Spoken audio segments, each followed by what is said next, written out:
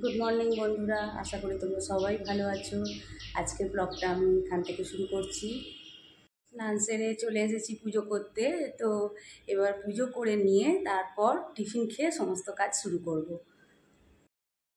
এবার আমি বসে গেছি মোচা কাটতে। তো আমি একটা একটা করে মোচার খোলাগুলো ছাড়িয়ে নিয়ে আমি ওর ভিতরে যে ফুলগুলো থাকে ওই ফুলগুলোকে আমি আলাদা করে নিচ্ছি।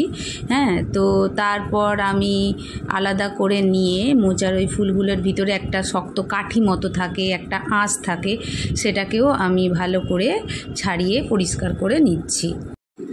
আমি এবার একটা পাতিলেবুর কোয়া নিয়ে নিয়েছি। তো মোচা ছাড়িয়েছি যেহেতু হাতটা কালো হয়ে গেছে, তো আমি একটু হাতটা পরিষ্কার করে নিচ্ছি।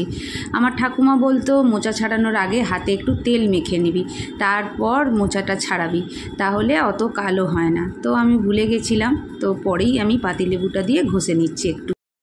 ডাইনিং টেবিলটা একটু পরিষ্কার করে নিচ্ছি এবার। তো ডাইনিং টেবিলটা নোংরা হয়েছিল, তো একটু একটু করে সব সরিয়ে দিয়ে, যেহেতু দুপুরবেলা খেতে দেবো তাই একটু মোছামুছি করে নিচ্ছি। চলে এসেছি রান্নাঘরে, রান্না করব। তো আজকে হবে মোচা ভাতে, কয়েকটা ভাজা আছে করব, আর ডিমের কারি হবে, আর মাংসের তরকারি হবে। এদিকে আমি পটল ভাজাটা বসিয়ে দিয়েছি। এবার ডিমগুলো একটু আমি কাট লাগিয়ে দিচ্ছি, যেহেতু ডিমের কারি হবে, তো যাতে মশলাগুলো ভিতরে ভালো করে চলে যায়। তো এবার দেখো মোচাটা আমি নিয়ে নিয়েছি, মোচা সেদ্ধটা নিয়ে নিয়েছি।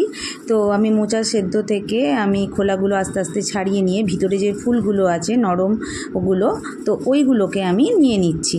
হ্যাঁ, তো আস্তে আস্তে আমি খোলাগুলোকে ভালো করে ছাড়িয়ে নেব, আর ভিতরের ওই ফুলগুলো বের করে নিয়ে নরম যে ভিতরের অংশটা আছে ওইটাও নিয়ে নেব। নিয়ে নিয়েছি একটু আলু সেদ্ধ। যেহেতু আমার মোচাটা একটু কম হয়ে গিয়েছিল, সেই জন্য আমি একটু আলু সেদ্ধ নিয়ে নিয়েছি মোচা সেদ্ধের সঙ্গে। এবার দিচ্ছি একটু সর্ষের তেল, দিচ্ছি পরিমাণ মতন লবণ, দিচ্ছি কোচানো পেঁয়াজ, আর দিচ্ছি কাঁচা লঙ্কা কুচি। তো এগুলো সব দিয়ে আমি মোচা ভাতেটা ভালো করে মেখে নিলাম। তো বন্ধুরা, আমার রান্না কমপ্লিট। তো আজকে কী রান্না করেছি তোমাদের সঙ্গে আগেই বলেছি, তো তবু তোমাদেরকে একবার দেখিয়ে দিই কী রান্না করেছি আজকে। দেখো, এই যে আমি আর একবার ক্যামেরাটা ভালো করে দেখাচ্ছি তোমাদেরকে। এই দেখো কী কী হয়েছে।